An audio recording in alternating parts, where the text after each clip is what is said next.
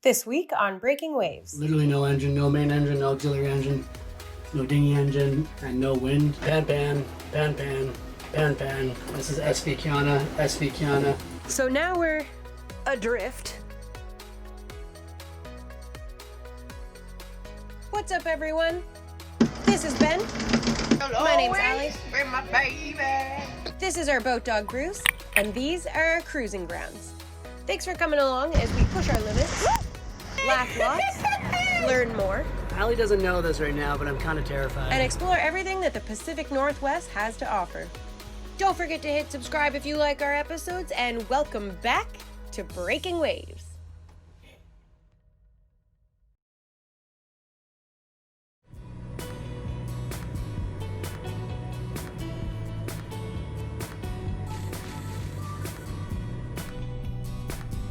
It started out as a fairly average morning, sipping coffees as we motor our way home through some of the most beautiful views in Canada.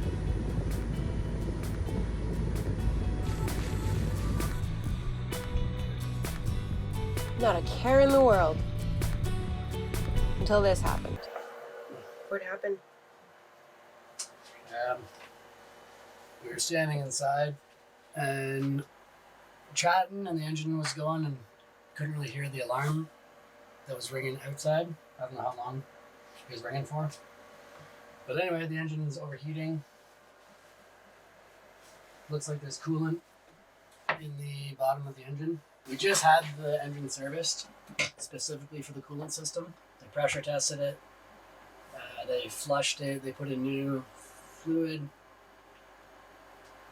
But it appears there might have been a leak somewhere. I'm hoping that if we just let it cool off, top up the coolant, we'll be okay. But we are very far from cell service. We're like 6 hours motoring from cell service. I don't know if we can contact Coast Guard or not. We're in an inlet, so there's no wind. We can probably motor using the dinghy engine to somewhere in Anchorage, hopefully. Security. This is Sailing Vessel Kiana, calling for the Coast Guard.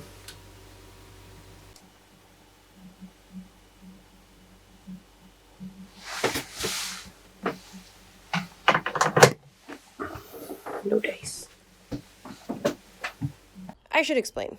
Although Ben and I are handling the situation very calmly, in reality, we were in about 1,700 feet of water. We were about 10 miles from any appropriate anchorage and about 6 hours of motoring away from any sort of VHF service.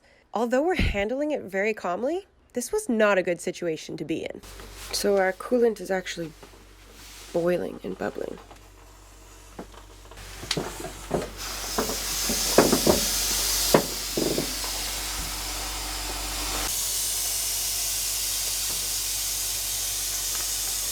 Ew, that smells gross.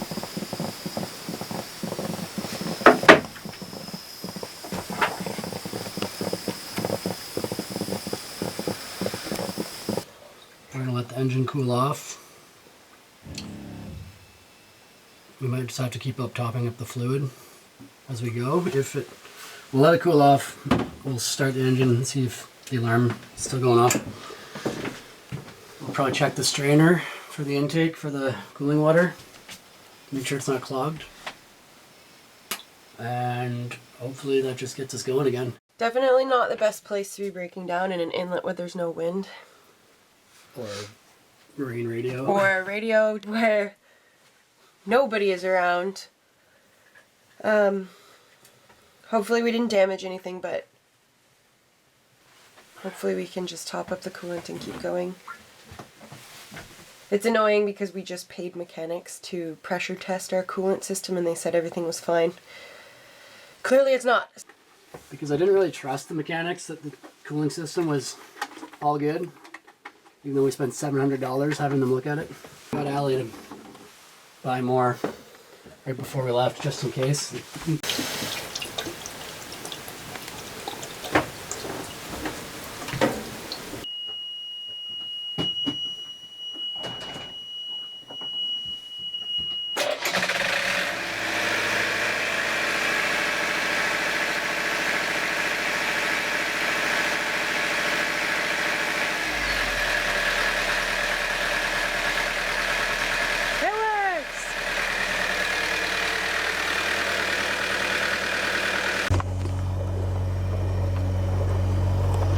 There's the leak.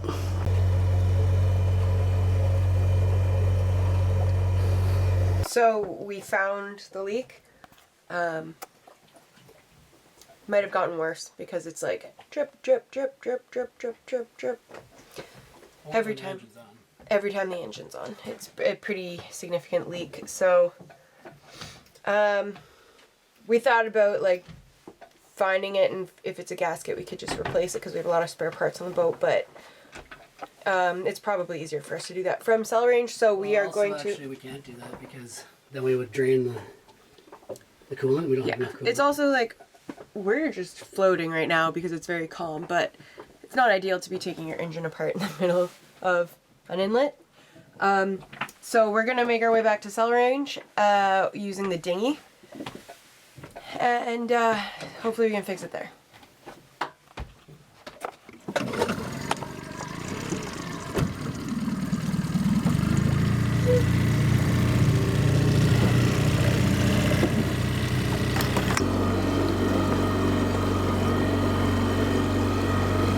It's working.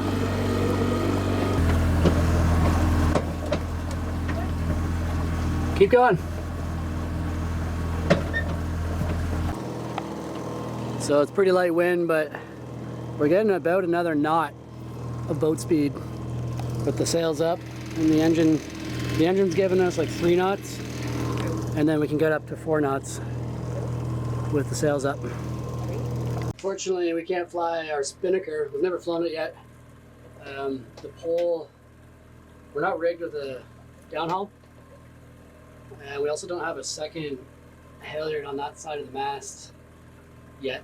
There's a painter line there, but anyway, we can't really raise our spinnaker. Pan, pan, pan, pan, pan, pan. This is SV Kiana, SV Kiana, SV Kiana, calling for the Coast Guard.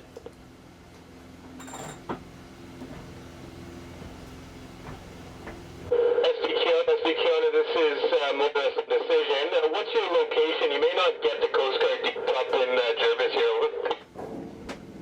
Thanks for that. We're at 50 degrees, 1.336 north, 123 degrees, 53.072 west.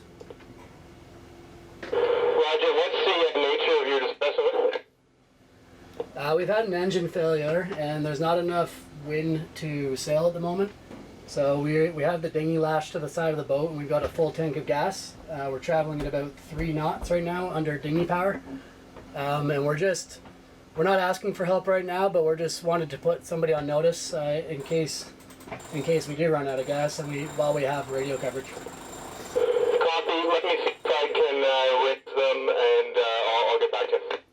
Okay, thanks. And I do also have a CTO membership, and I'm hoping when I get a little bit closer to Pender Harbour that maybe we'll get towed in. Copy. Thank you. Thank you. Over.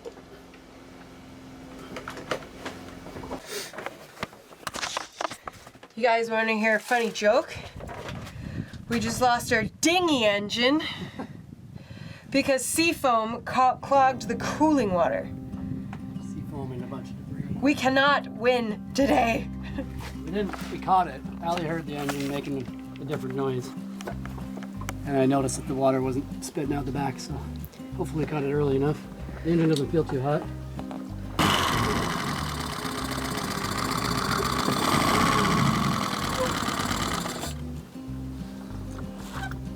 Clogged somewhere. There's literally no wind. I have been trying to get anything, but Glad we were able to contact somebody on the radio. Ben was able to get a hold of somebody on the radio who said he was fairly close. And he has a satellite phone, so we will be using that. What a day, and it is not even noon. I feel like I need to... The only way I'm going to be able to fix this is up on the... Here, we can pull it out.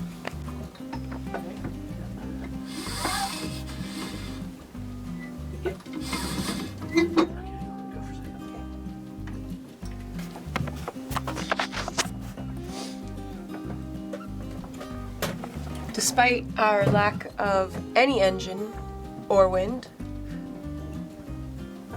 our spirits are still high. for some weird reason.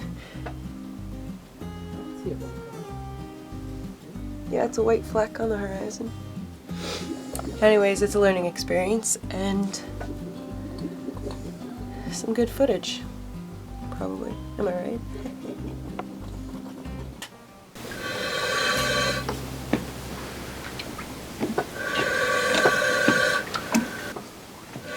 Doesn't sound clogged at all. I packed away the sails. Ben's putting the dinghy on the deck so that when we're towed, we are most efficient. And there's our heroes in the distance. Motorboat.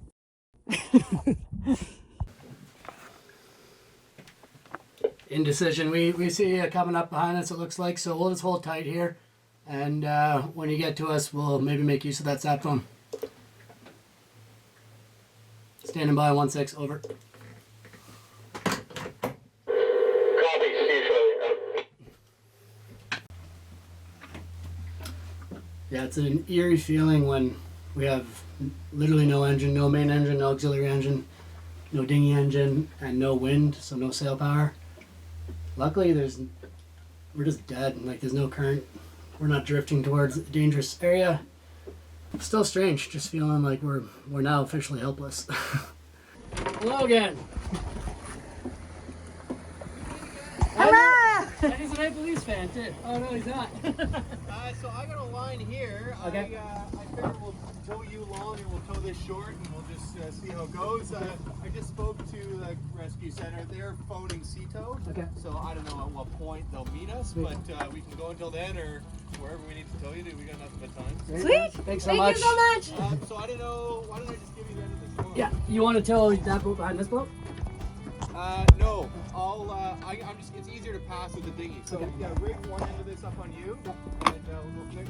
Do you have a bow line or a tow line? This guy was at Princess Louisa Inlet with us, and he's super cool. Also, check out his dinghy. It's like the size of our sailboat. Not actually, but like, it's huge and sweet.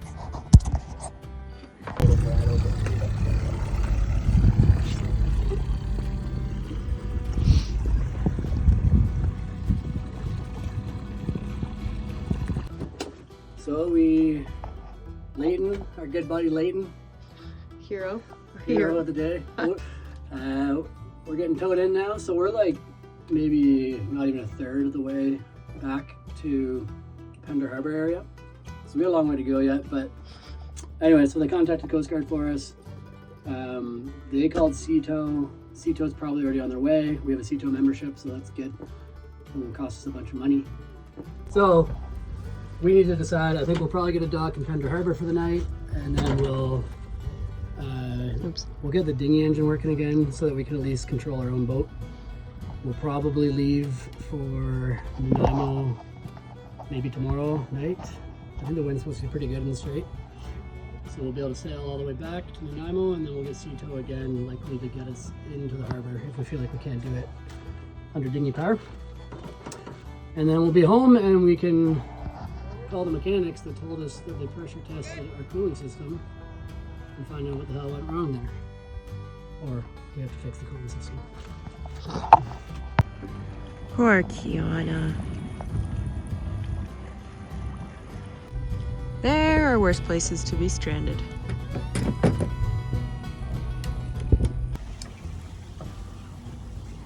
So we haven't had wind really for 2 days until now, now that we are being towed. But I'm still very thankful we got picked up. I do kind of wish I could sail now though. After about 2 hours of being towed by Leighton, we met up with Ceto where they passed us off. Okay, what's your name? Yeah, I'm Ben. Thanks, Jim! And after another couple hours of being towed around by Jim, we made it to Pender Harbour.